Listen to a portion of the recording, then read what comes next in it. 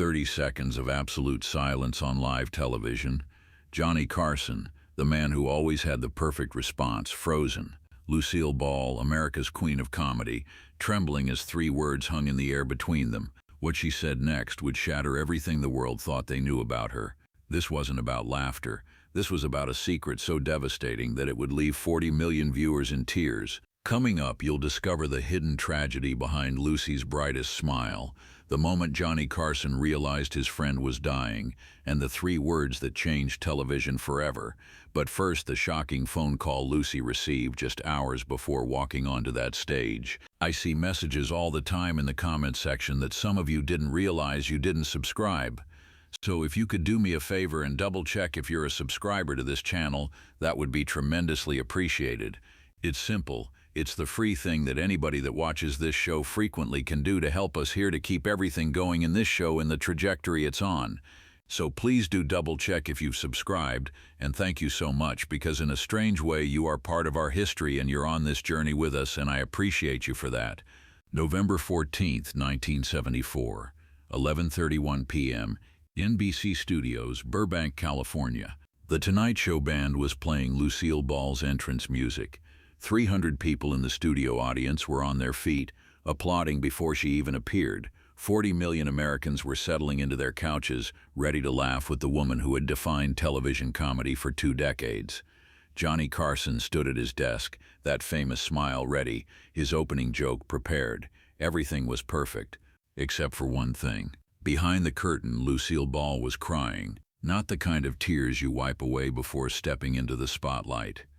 These were the kind that shake your entire body, the kind that come from a place so deep that no amount of professionalism can contain them. Her makeup artist stood frozen, watching mascara run down the face of the most powerful woman in television. The stage manager kept glancing at his watch, his hand hovering near his headset, ready to signal a delay. But Lucy had never missed an entrance in 40 years of performing. She took one breath, then another. She pressed her trembling hands against her stomach and whispered something that only she could hear. And then she pushed through that curtain and walked into the brightest spotlight in America, carrying a secret that was about to destroy her. What none of those 40 million viewers knew was that 3 hours earlier, Lucy had received a phone call that shattered her world. But that revelation would come later, in the most unexpected way possible. The audience erupted as Lucy emerged. Standing ovation. Cheers, the kind of love that only legends receive. Johnny walked toward her with open arms, and the moment their hands touched, he felt it. Her hand was ice cold, shaking. He looked into her eyes and saw something that made his practiced smile falter for just a fraction of a second. Terror. But Johnny Carson was a professional. The cameras were rolling, 40 million people were watching, so he guided Lucy to the guest chair, made a joke about her being more popular than the president, and got his laugh. The audience settled. The interview began. For the first 7 minutes, everything seemed normal. Lucy talked about her new CBS special. She shared a story about working with Bob Hope that had the audience in stitches. She did that thing she always did where she made comedy look effortless, where she made people forget that performing was work. Johnny leaned back in his chair, relaxed, charming, asking all the right questions. But he kept noticing small things, the way Lucy's hands gripped the armrests of her chair, the slight tremor in her voice when she laughed, the way her eyes kept drifting to something off camera, as if she was looking for an escape route. And then Johnny asked the question that changed everything. He leaned forward, his voice warm and genuine.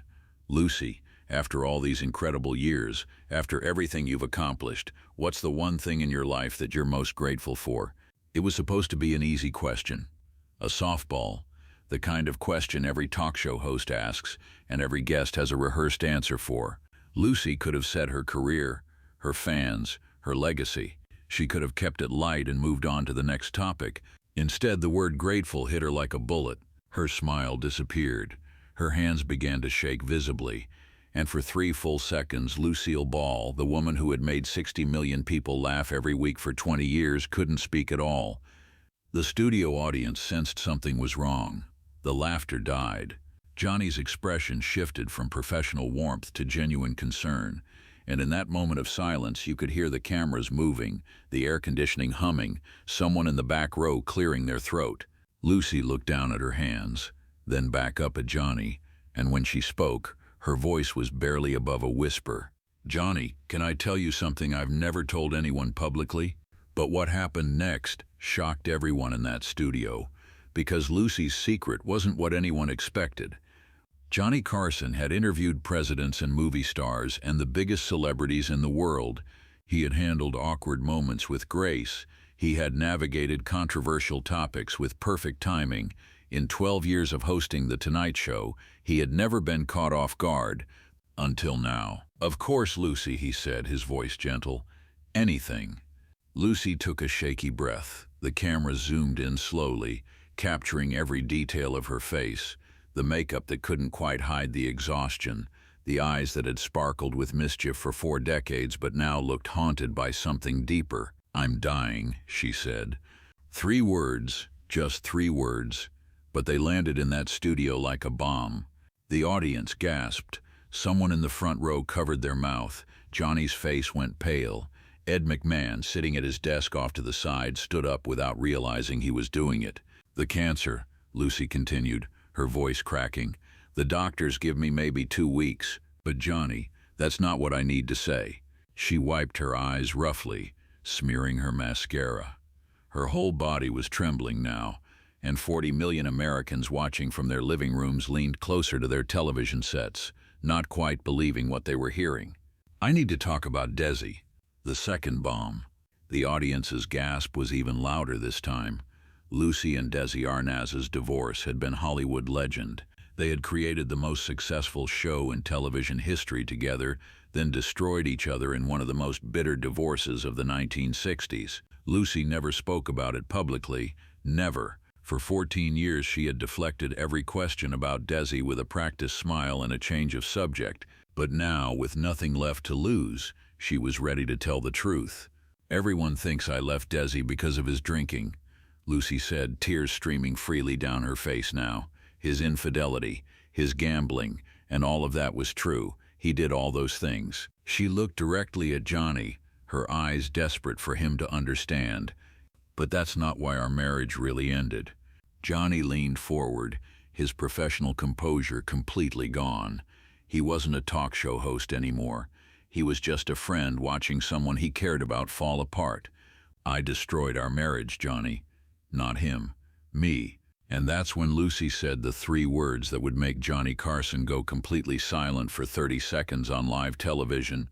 But first you need to understand what those words meant. To understand what Lucy was about to reveal, you have to go back to 1960, the year everything fell apart. I Love Lucy had been the biggest show in television history. At its peak, more Americans watched Lucy Ricardo get into trouble than watch presidential inaugurations. When Lucy gave birth to little Ricky on the show, 44 million people tuned in. That was more viewers than watched the coronation of Queen Elizabeth. Lucy and Desi had built an empire together. Desilu Productions, the first production company owned by a married couple. They were worth millions. They were famous. They were powerful. And they were miserable. Behind the scenes, their marriage was collapsing. Desi's drinking had gotten worse. His gambling debts were mounting. And yes, there were other women, many other women. Lucy knew about all of it. She pretended not to, but she knew. In late 1959, Desi did something unexpected. He sat Lucy down in their home in Palm Springs and made her an offer. "Let's quit," he said. "Let's walk away from all of it. We have enough money. Let's just be a family. Watch our kids grow up, travel, live." Lucy had stared at him like he'd lost his mind. "Quit the show?" she asked. "Quit everything we've built?" "Yes," Desi said, "because none of it matters if we lose each other." What Desi didn't know was that I Love Lucy wasn't just a show to Lucy. It was her identity. It was her worth. It was proof that a woman from a small town in upstate New York could become the most famous person in America. The thought of walking away from it terrified her more than anything. So she said no. Not maybe. Not let me think about it. Just no. Desi filed for divorce 6 months later. Now, 14 years later, sitting across from Johnny Carson on live television, Lucy was finally admitting the truth she'd been running from all that time, but what she said next would leave everyone speechless. Lucy's voice dropped to almost a whisper. The studio had gone so quiet you could hear the cameras moving. Desi died in 1986, she said, 3 years ago. And you know what his last words to me were? Johnny shook his head slowly. He looked like he was bracing himself for impact. I visited him in the hospital 2 days before he died, Lucy continued. He was weak, could barely speak, but he took my hand and he said, she stopped. Tears were streaming down her face. Her whole body was shaking, and for a moment it looked like she might not be able to continue. He said, Lucy, I never stopped loving you, not for one single day. The studio erupted in sobs, not polite sniffles, full, body-shaking sobs. Women in the audience were holding each other. Men were wiping their eyes. The camera operators were crying behind their cameras. Johnny Carson's eyes were glistening with tears, but he didn't look away from Lucy. He just held her gaze, letting her know without words that he was there, that he understood, that she could say whatever she needed to say. And I realized, Lucy gasped between sobs, that I had thrown away the love of my life for what? For a TV show? For fame? For people to know my name? She looked directly at Johnny and then past him, into the camera, speaking to every single person watching. Desi is gone. My children barely know me because I was always working. I have 3 Emmy Awards and a star on the Hollywood Walk of Fame, and I would trade every single one of them for one more day with the man I loved. The weight of those words settled over the studio like a heavy blanket. This wasn't entertainment anymore. This was a woman standing at the end of her life, looking back at the choice that had defined everything and realizing it had been the wrong one. But Lucy wasn't finished. The most devastating part was still coming. Johnny moved his chair closer to Lucy and took her hand. The cameras captured it all. The gesture was so simple, so human, that it made the moment even more powerful. Lucy, he said gently, you don't have to do this. But Lucy shook her head. Yes, I do, because in 8 days I'll be gone, and if I don't say this now, I'll die with this regret eating me alive. She took a shaky breath and continued. Desi asked me to quit the show, not at the beginning, but later. After our son was born, he begged me. He said, Lucy, we have enough money. Let's just be a family. Let's watch our kids grow up. Let's travel. Let's live. The studio was so quiet now that you could hear the air conditioning humming. And I said no, Lucy whispered. I said no because I loved the fame more than I loved him. I loved the applause more than I loved our family. I chose being Lucy Ricardo over being Lucy Arnaz, and it destroyed everything. Johnny was openly crying now, not even trying to hide it. Several audience members were sobbing. Ed McMahon had his face in his hands. And then Lucy said the 3 words. She looked directly at Johnny Carson, her eyes red and swollen, her voice breaking. I chose wrong. 3 words, simple, devastating, true. And Johnny Carson, the man who always had the perfect response, the man who had interviewed thousands of celebrities over 30 years, the man who never lost his composure on camera, went completely silent. 30 seconds of absolute silence on live television. He didn't crack a joke to lighten the mood. He didn't offer platitudes about how Lucy had brought joy to millions. He didn't do any of the things a professional talk show host was supposed to do. He just sat there holding her hand, crying with her, letting the weight of those 3 words sink in. Because what do you say to someone who just admitted they chose fame over love, success over family, and realized too late that they had made the biggest mistake of their life? What happened next would become the most replayed moment in Tonight Show history. The silence stretched. 15 seconds, 20, 25. The producers in the control room were panicking. Fred Dordova was frantically signaling to cut to commercial. But the cameras kept rolling, capturing something that had never happened in the history of late-night television. Finally, at the 30-second mark, Johnny spoke. His voice was thick with emotion. Lucy, Desi knew you loved him. I promise you he knew. Lucy looked at him with the desperate hope of someone drowning, reaching for anything to hold on to. How can you be sure? Because love like that doesn't disappear just because people get divorced, Johnny said. He waited for you. He loved you until his last breath. He knew, Lucy. Trust me, he knew. Lucy, trust me, he knew. Lucy nodded, unable to speak. She looked out at the audience, then back at the camera, addressing the 40 million people watching. Please, she said, her voice hoarse from crying. Please don't make my mistake. Go home tonight. Tell the people you love that they matter more than anything. Hug your children. Hold your spouse. Choose them. Choose love. Always choose love.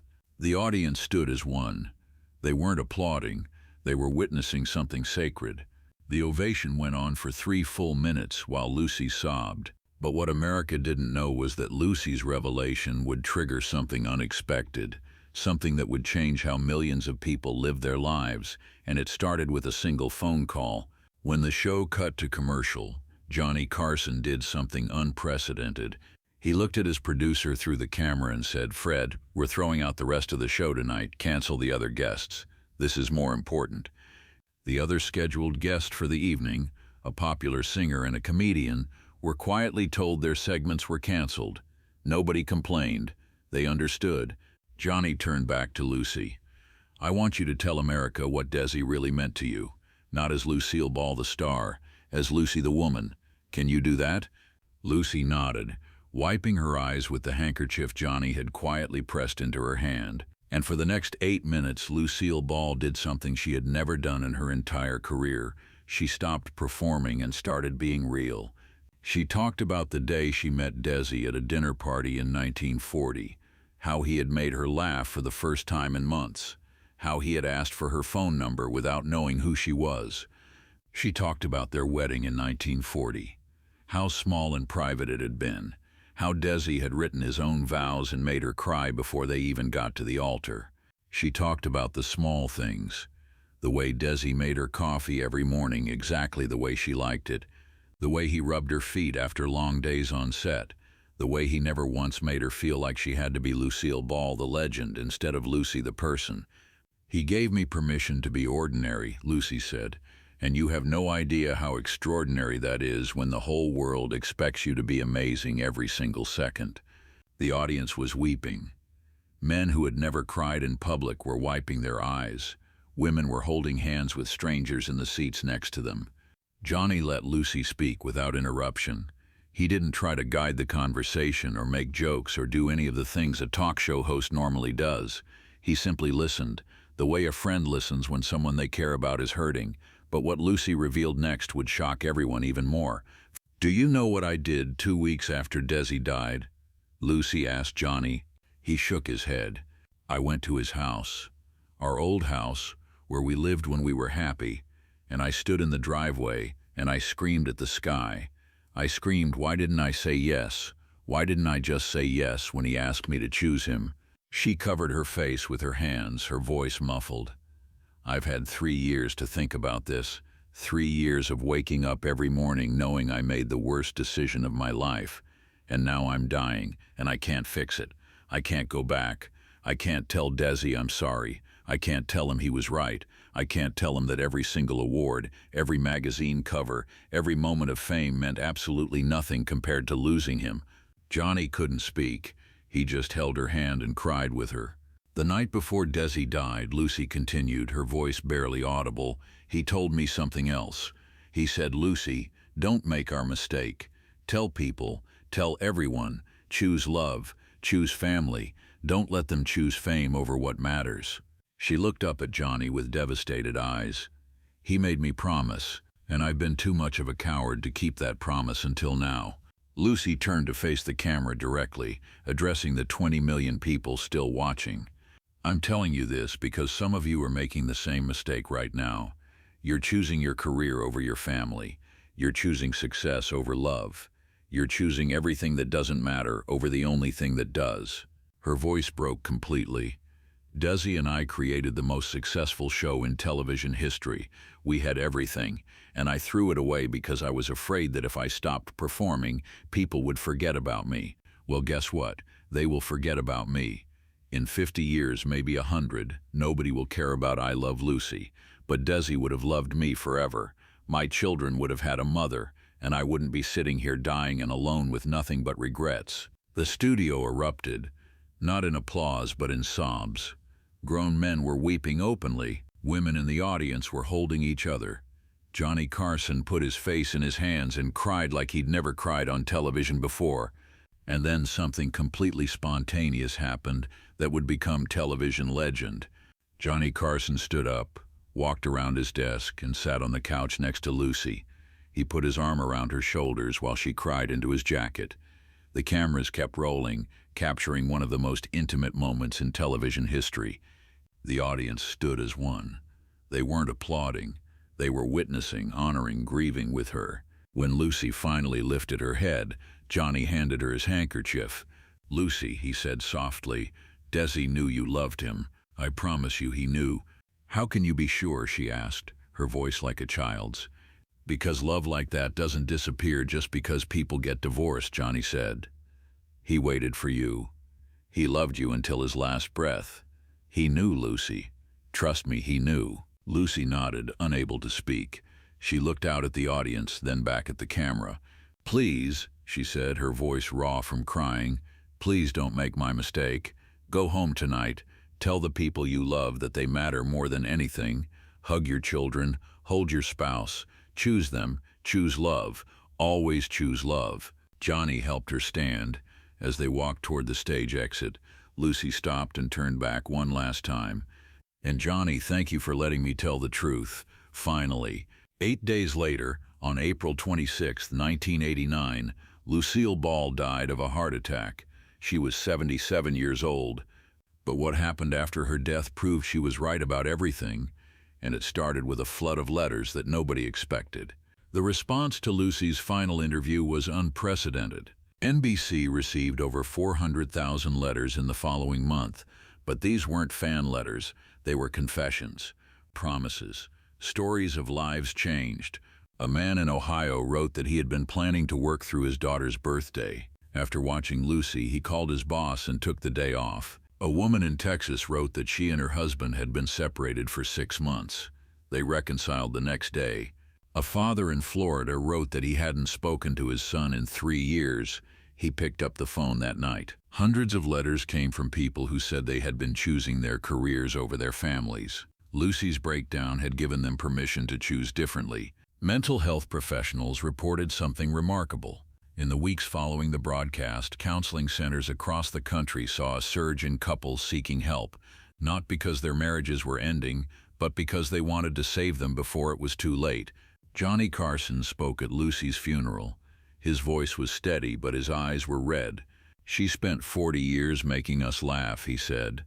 "But in her final interview, she gave us something more valuable than laughter. She gave us permission to admit our regrets. She gave us the courage to choose differently. She saved marriages. She brought families together. That was Lucy's real legacy." The woman in the front row, Lucy's daughter Lucy Arnaz, was crying. So was Lucy's son, Desi Arnaz Jr. They had both been there that night, watching from backstage as their mother finally told the truth she had been hiding for decades. After the funeral, Lucy approached Johnny. "Thank you," she whispered. "Thank you for letting her say what she needed to say." Johnny hugged her. "Your mother was the bravest person I ever met. Not because she was funny, because in the end she was honest. But the true impact of that night wouldn't be fully understood for years because Lucy's 3 words, 'I chose wrong,' would echo far beyond that one broadcast. Today, that interview is preserved in the Library of Congress. It's shown in marriage counseling sessions, business ethics classes, and grief therapy groups across the country. Marriage counselors use the clip to help couples understand the long-term cost of choosing career over family. One therapist in California said, "When people see Lucille Ball, one of the most successful women in history, saying she would trade it all for love, it changes how they think about their own choices." Business schools use it to teach about the hidden costs of ambition. A professor at Harvard said, "We teach students how to be successful. Lucy taught them what success actually means." Grief counselors use it to help people process regret. A therapist in New York said, "Lucy gave people permission to admit they made the wrong choice. That's incredibly powerful. Most people die without ever being that honest." The clip has been viewed over 50 million times across every platform imaginable. It appears in documentaries about television history. It's studied in film schools. It consistently ranks on lists of the most emotional moments ever broadcast. But more importantly, it continues to change lives. Every year, thousands of people write letters or post comments saying that Lucy's interview made them reevaluate their priorities. They quit jobs they hated. They moved closer to family. They stopped missing their kids' games.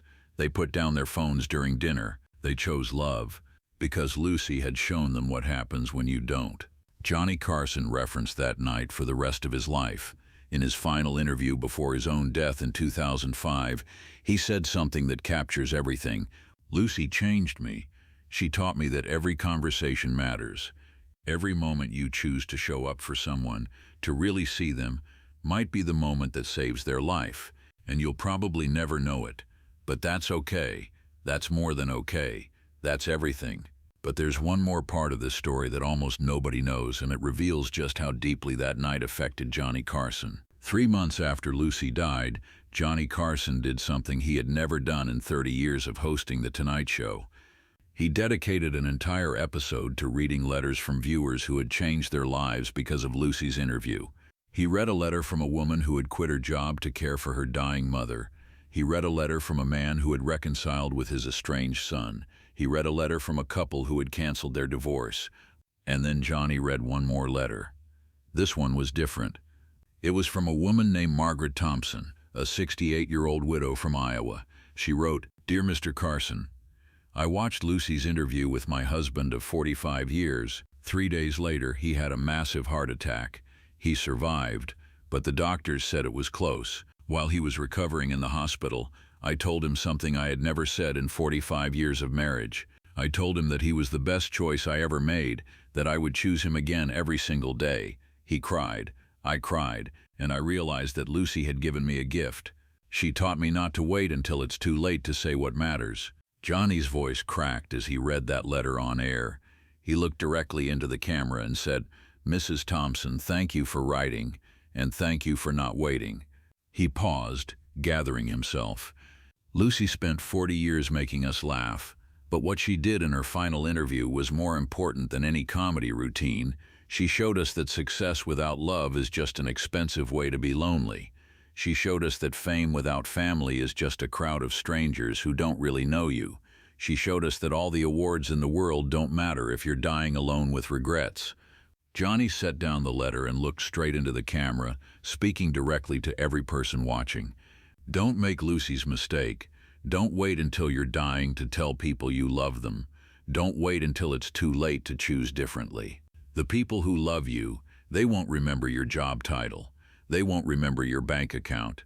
They'll remember whether you showed up, whether you chose them, whether you made them feel like they mattered. The studio audience stood and applauded. Not because it was entertaining, because it was true. And in that moment, Johnny Carson completed the mission Lucy had given him that night. He made sure her message reached everyone who needed to hear it, but the story doesn't end there. Here's what most people don't realize about that November night in 1970. Lucy wasn't just confessing her regrets. She was giving every person watching permission to be honest about their own. We live in a world that tells us success is everything. Work harder, climb higher, make more money, get more famous, achieve more, and somewhere along the way we forget to ask the most important question: what are we sacrificing to get there? Lucy sacrificed love for fame, and it destroyed her. But her honesty saved millions of people from making the same mistake. Think about your own life right now. What are you choosing? What are you sacrificing? Are you missing your kids' games because of meetings? Are you skipping family dinners because of work? Are you too busy climbing the ladder to notice the people you love are slipping away? Lucy would tell you to stop. Right now, stop and choose differently. Because here's the truth she learned too late. Every single award, every promotion, every moment of success will eventually fade. But love, real love, the kind that shows up every day, that's what lasts. That's what matters when you're lying in a hospital bed looking back at your life. Johnny Carson understood this. That's why he sat there in silence for 30 seconds. Because sometimes the most powerful thing you can do is simply witness someone's pain, simply be present, simply let them know they're not alone. And that's what Lucy needed in that moment. Not jokes, not platitudes, just someone to hold her hand while she told the truth. 8 days after that interview, Lucy died. But because she was brave enough to admit her biggest regret, millions of people changed their lives. They chose love over fame, family over fortune, presence over success. They chose right, and that's Lucy's real legacy. Not I Love Lucy, not the Emmy Awards, not the star on the Hollywood Walk of Fame. Her legacy is every person who watched that interview and decided to go home and hug their kids. Every person who called a loved one they hadn't spoken to in years. Every person who chose love when the world told them to choose success. That's what those 3 words, "I chose wrong," really meant. They meant don't be me, don't wait, don't make my mistake. Choose love, choose family. Choose the people who will still be there when the cameras stop rolling and the applause fades and success doesn't feel so important anymore. Choose right. If this story moved you, if Lucy's words hit you somewhere deep, then do something about it today. Call someone you love. Tell them they matter. Hug your kids. Hold your spouse. Choose them over your phone, over your work, over everything that seems urgent but isn't really important. Because one day, you'll be the one looking back at your life. And the question won't be how successful you were. It'll be how much you loved and how well you showed it. Don't wait until it's too late. Lucy spent 40 years making America laugh. But in her final interview, she gave us something more valuable than laughter. She gave us the truth. And the truth is simple. Love is all that matters. Everything else is just noise. Subscribe to this channel for more powerful true stories about the moments that changed television and touched hearts forever. Share this video with someone who needs to be reminded that it's okay to choose love over success. That showing up for the people you care about is more important than any career achievement. And leave a comment below. Tell me, what choice are you making today? Are you choosing love, or are you choosing what the world tells you matters? Because Lucy's story proves that at the end of your life, only one of those choices will matter. Choose love. Always choose love. The way Lucy wished she had.